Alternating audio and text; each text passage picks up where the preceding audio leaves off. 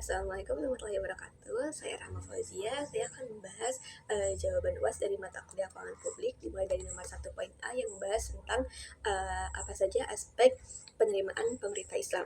Jadi penerimaan pemerintah Islam dapat diklasifikasikan ke dalam dua aspek, yaitu sumber penerimaan wajib dan sumber penerimaan tidak wajib. Sumber penerimaan wajib itu berasal dari zakat yang kriterianya harus zakat ini hanya diwajibkan kepada umat Islam yang hartanya mencapai nisab atau batas minimum kekayaan. Lalu kriteria yang kedua, terdapat haul khusus untuk zakat mal. Harta tersebut harus dimiliki selama 1 tahun penuh. Dan yang ketiga, zakat ini dikelola untuk 8 asnaf, yaitu fakir, miskin, amil, mu'alaf, rikob, gorimin, fisabilillah, dan ibnu sabil. Lalu jenis zakatnya itu zakat fitrah dan zakat mal. Selanjutnya, sumber penerimaan yang tidak wajib atau ghairu zakat yang berasal tidak dari zakat, yaitu terdapat empat sumber. Yang pertama jizyah, yang kedua kharaj, yang ketiga fai, dan keempat ghanimah. Jizyah ini dikenakan kepada laki-laki dewasa non muslim yang mampu, tidak berlaku untuk perempuan, anak-anak, atau orang yang tidak mampu. Lalu yang kedua itu kharaj, pajak tanah yang dikenakan pada pemilik tanah non muslim atau tanahnya ini dikuasai oleh negara.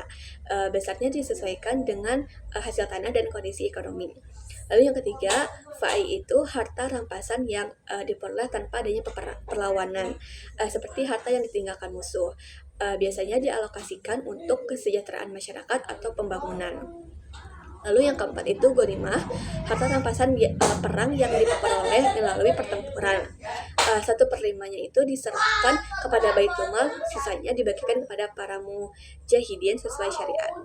Selanjutnya nomor 1 poin B membahas tentang bagaimana kebijakan anggaran belanja dalam Islam yang menekankan keuangan negara untuk transparansi. Jadi dalam Islam, kebijakan anggaran belanja menekankan transparansi, keadilan, dan akuntabilitas untuk memastikan bahwa pengelolaan keuangan negara ini dilakukan sesuai prinsip syariah dan tidak terjadi penyalahgunaan dana. Konsep utama kebijakan anggaran belanja dalam Islam yang menekan keuangan negara agar transparansi, yang pertama berbasis prinsip amanah. Jadi setiap pengelolaan keuangan negara, khalifah atau pemimpin bertanggung jawab kepada Allah dan rakyat atas penggunaan dana publik. Harta negara dianggap sebagai amanah yang harus digunakan untuk kepentingan umat. Lalu konsep yang kedua, keadilan dalam alokasi belanja. Anggaran belanja diarahkan untuk memenuhi kebutuhan dasar masyarakat seperti keamanan, pendidikan, kesehatan, dan infrastruktur. Pembagian anggaran tidak boleh diskriminatif atau hanya menguntungkan kelompok tertentu. Jadi, setiap warga negara memiliki hak yang sama untuk menikmati manfaat dari pengelolaan keuangan negara. Yang ketiga, transparansi dan pelaporan publik dengan membuat laporan terbuka dan laporan manipulasi data. Yang keempat, distribusi melalui Baitul Mal. Jadi pengelolaan keuangan negara ini dilakukan melalui Baitul Mal yang bertindak sebagai lembaga perbendaharaan negara dalam Islam. Baitul Mal mencatat seluruh penerimaan zakat, yaitu zakat, kharaj, jizyah, dan lain-lain, dan pengelolaan negara secara detail dan transparan.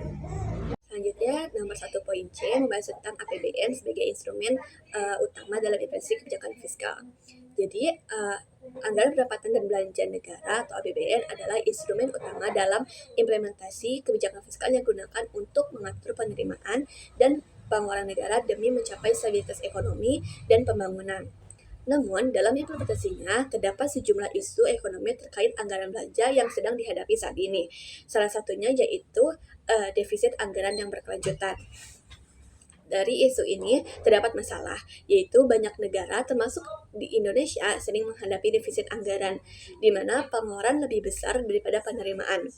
Hal ini memaksa pemerintah untuk menutup defisit dengan utang, baik dalam negara maupun luar negeri. Dampaknya itu, beban pembayaran bunga utang semakin besar. Ruang fiskal pemerintah menjadi terbatas untuk membiayai kebutuhan lain seperti pendidikan dan kesehatan. Contoh isu ini terdapat di Indonesia, yaitu rasio utang terhadap PDB terus meningkat meskipun masih dalam batas aman.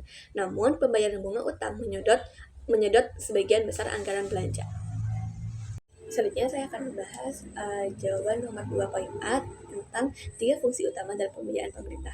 Jadi terdapat 3 fungsi utama dalam pembiayaan pemerintah yang mendukung pengelolaan keuangan negara secara efektif, yaitu fungsi alokasi, fungsi distribusi, dan fungsi stabilisasi.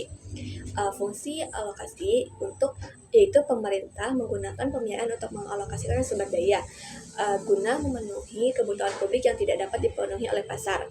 Tujuannya untuk membiayai pembangunan infrastruktur seperti jalan, jembatan, sekolah, dan rumah sakit. Selain itu, untuk menyediakan layanan publik seperti pendidikan, kesehatan, dan keamanan. Contohnya itu investasi dalam proyek pembangunan nasional yang bertujuan meningkatkan produktivitas ekonomi.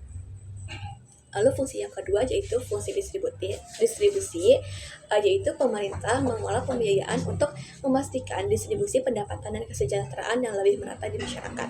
Tujuannya yang pertama untuk mengurangi ketimpangan sosial dan ekonomi antara kelompok masyarakat yang kaya dan yang miskin. Tujuan yang kedua, memberikan subsidi, bantuan sosial, dan program pengentasan kemiskinan. Contohnya ini, alokasi anggaran untuk bantuan langsung tunai atau BLT atau subsidi bahan bakar bagi masyarakat penghasilan rendah. Lalu fungsi yang ketiga yaitu fungsi stabilisasi, yaitu pemerintah menggunakan pembiayaan untuk menjaga stabilitas ekonomi, terutama dalam menghadapi krisis atau fluktuasi ekonomi. Tujuannya yang pertama, menstabilkan pertumbuhan ekonomi, inflasi, dan tingkat pengangguran. Tujuan yang kedua, untuk mendukung program pemulihan ekonomi saat terjadi krisis seperti resesi atau pandemi. Contohnya, peningkatan pembiayaan melalui stimulus fiskal atau investasi publik untuk mendorong pertumbuhan ekonomi selama masa perlambatan ekonomi. Jadi ketiga fungsi ini saling mendukung untuk memastikan pembiayaan pemerintah mampu mencapai tujuan pembangunan ekonomi yang berkeadilan dan berkelanjutan. Selanjutnya nomor 2.B, untuk mencapai kesejahteraan ekonomi diperlukan serangkaian kegiatan yang terstruktur dan terencana. Kegiatan ini bertujuan untuk mencapai sistem ekonomi yang adil, merata, dan berkelanjutan. Kegiatannya ini seperti peningkatan produksi, karakteristik efisien dan produktivitas, mengoptimalkan penggunaan sumber daya manusia, alam, dan teknologi untuk meningkatkan produksi barang dan jasa. Lalu verifikasi sektor ekonomi ini untuk memperluas sektor ekonomi seperti pertanian, industri, dan jasa agar tidak terlalu bergantung pada satu sektor saja. Yang ketiga itu penggunaan teknologi, menerapkan inovasi dan teknologi modern untuk meningkatkan efisiensi produk. Contohnya investasi dalam teknologi pertanian modern untuk meningkatkan hasil panen.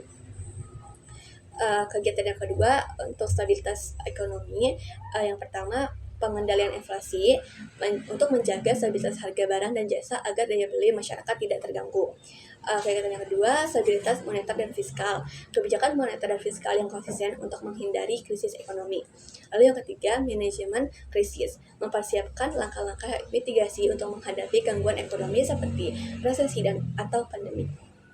Nomor 2.C, 3 pihak yang berkompeten dalam pengembangan rangkaian kegiatan untuk mencapai kesejahteraan ekonomi yang seperti yang tadi saya jelaskan kegiatannya. Pihak yang berkompeten itu yang pertama pemerintah, yang kedua sektor swasta, dan yang ketiga masyarakat.